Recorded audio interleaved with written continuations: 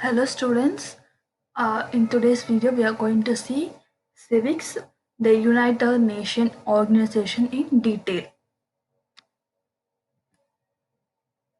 First we will see the introduction about United Nations organization. The United Nations organization, popularly known as the United Nations. UN is an international organization that works to maintain peace, protect human rights, provide humanitarian aid, uphold international law, and promote sustainable development. So, for what United Nations organization is? It is for the maintenance peace, protect human rights, provide humanitarian aid, uphold international law, and promote sustainable development. So, United Nations is organizing these five. What are those? To maintain peace, protect human rights, provide humanitarian aid, uphold international law, and promote sustainable development. Next, we will see the formation of United Nations organization. The First World War caused enormous loss of life and property. So during First World War, they were faced enormous loss of life and property. So uh, in First World War, a lot of them have been dead and the properties have been lost.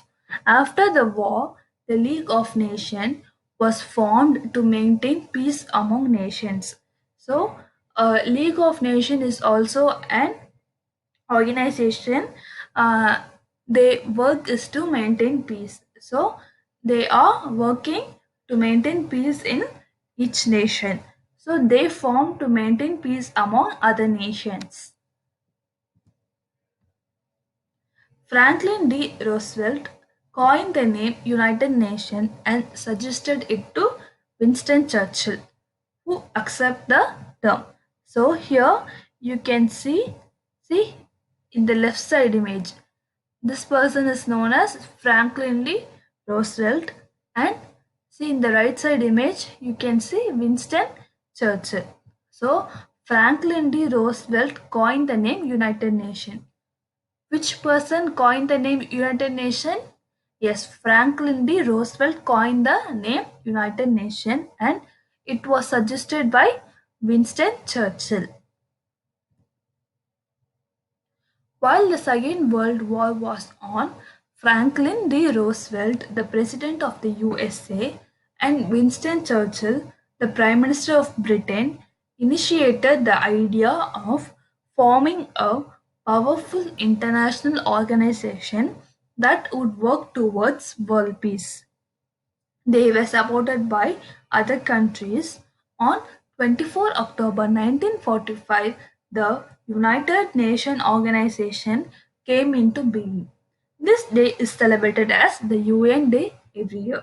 I repeat, while the Second World War was on, Franklin D. Roosevelt, the President of the USA, and Winston Churchill, the Prime Minister of Britain, initiated the idea of forming a powerful international organization that would work towards world peace. So, Franklin D. Roosevelt, the President of USA, and Winston Churchill, the Prime Minister of Britain, these two persons initiated the idea of forming a powerful international organization that would work towards world peace. So, when they initiated this during the Second World War, and these two persons were supported by the other countries. So, other countries were also supported they initiate. And 24th October 1945 the United Nations organization came into being. So on this particular see on this particular date and year, the United Nations organization came into existence. Yes. Then this day is celebrated as the UN Day every year. So UN means United Nations. So on which year the UN Day is celebrated? On 24th October 1945. So, Who were the two members who took the initiative for this UNO? Yes, the President of the USA, Franklin D. Roosevelt, and Winston Churchill, the Prime Minister of Britain, initiated the idea of forming a powerful international organization which should work towards world peace. Yes, and other countries too supported the initiative. Yes. When was the UN Day celebrated? Every year of October 1945. Every year on 24th October, UN Day is celebrated. On 24th October 1945, the United Nations came into being. Yes. So now we are going to see the where the headquarters of UNO is situated. The headquarters of the UN are in New York City in the USA. All the organs of the UN except the International Court of Justice function out of here. So where the headquarters is situated, it is situated in the New York City in the USA. Yes. So all the organs of the UN except the International Court of Justice function out of here. Next, we are going to see the membership. The original membership of the UN was 51. Today, 193 countries are members of the UN. So, at the beginning, they were only 51 membership. Today, which means in present, 193 countries are members of the UN. So in the beginning, there were only 51 countries as a member of the UN, but now in present, they have 193 countries are members of the UN, United Nations.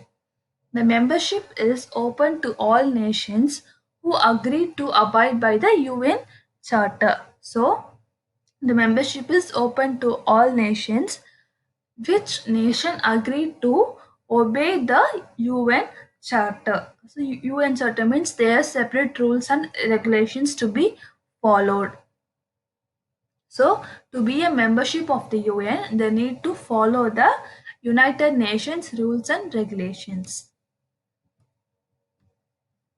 Next, we will see the official languages of the UN. What are those? They were 6 official languages of the UN: Arabic, Chinese, English, French, Russian, and Spanish. So, what were the official languages of the UN?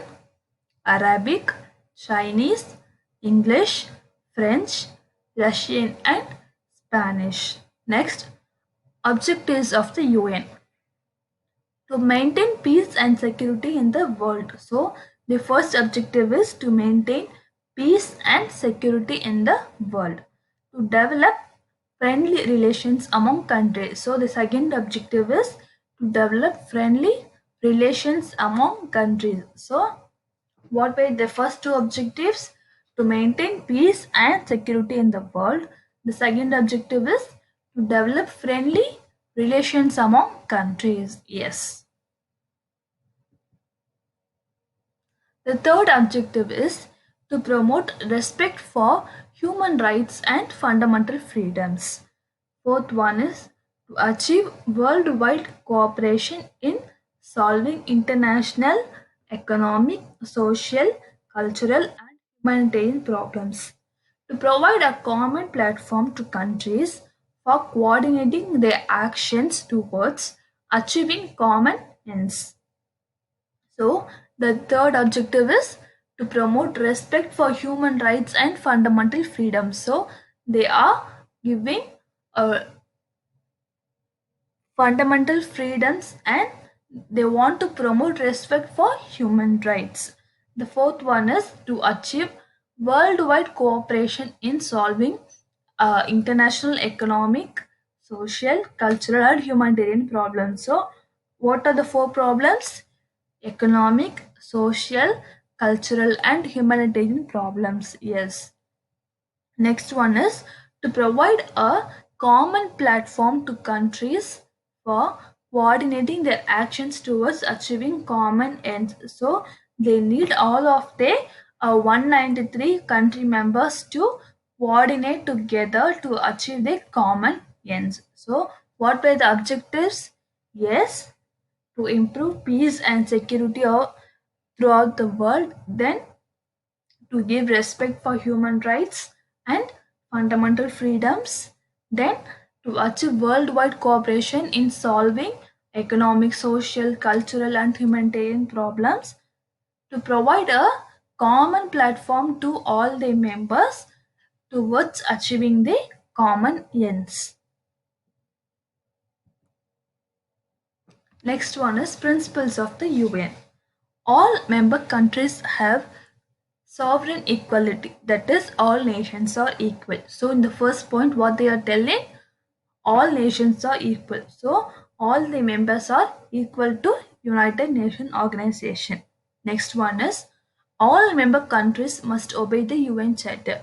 Before I told it, isn't it? Yes. So, to be a member, they need to obey the UN rules and regulations. The third one is all member countries must settle their mutual disputes through peaceful means. No member country shall use force or threaten to use force. So, in the third point, they are telling us that no member country shall use force. So, force means we have, yes, three forces: air force, land force, and water force. So, in UN, they are telling that other member should not use or threaten to use any of the forces. Next, the fourth point is all member countries must offer unconditional support to the UN. So, first 4 points are, yes, they that all members of the United Nations organization are equal. Then second point is to be a member, you need to follow the United Nations organization rules and regulations.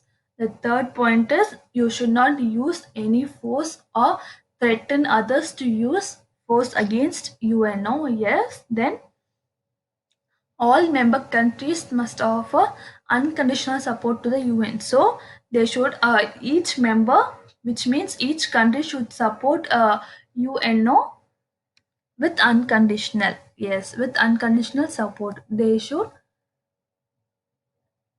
all members must offer unconditional support to the UN. Yes.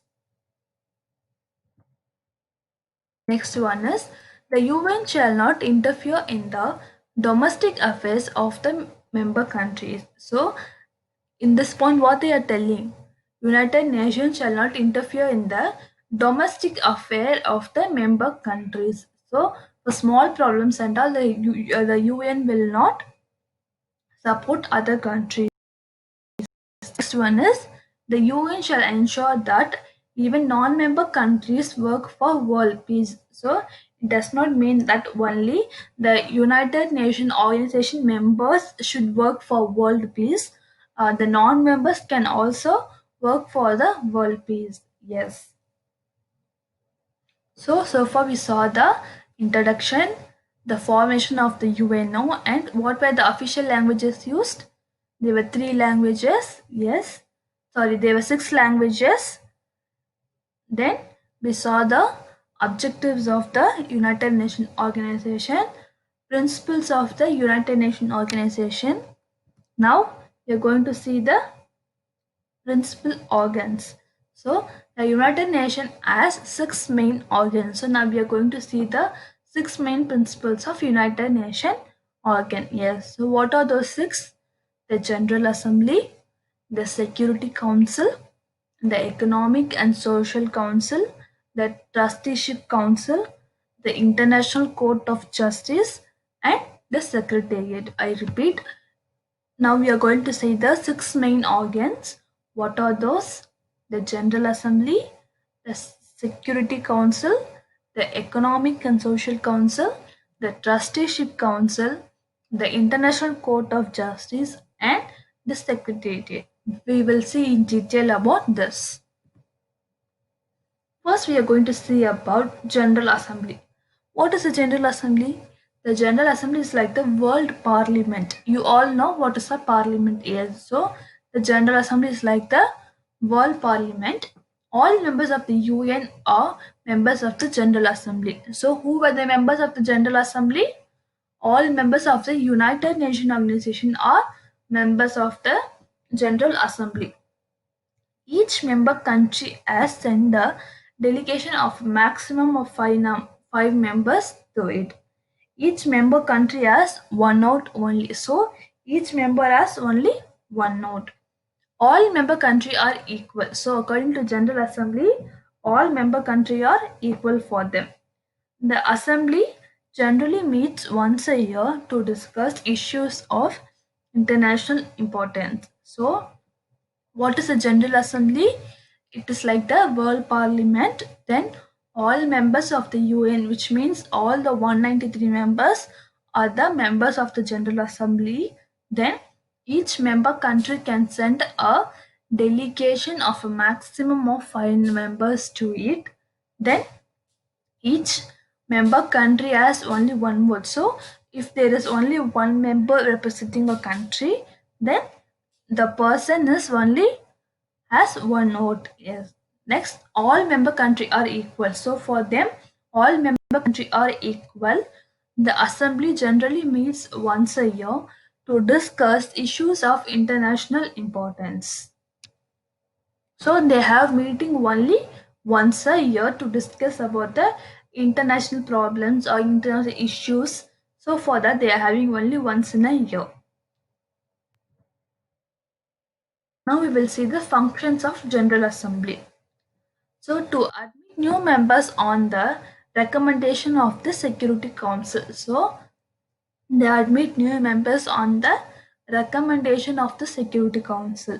To appoint the Secretary General on the recommendation of the Security Council. So again, on due to recommendation of the Secretary General, they are appointing them. Yes. Next, to discuss the reports put forth by the main organs and agencies of the UN. Then, to discuss, they are discussing about the main organs and agencies of the UN and take decisions on them. So, according to the situation, according to the problem, they will take decision. Who will take the decision? The General Assembly will take the decision. Yes. So, what were the first three functions? They will admit new members by the recommendation of the Security Council. Yes. So the Security Council recommends new members to admit as General Assembly members. Second point is to appoint the Secretary General on the recommendation of the Security Council. So again, the Security Council is uh, recommending some persons to appoint as Secretary General. The third point is they will discuss the main organs, main problems of the UN and take the decisions on them.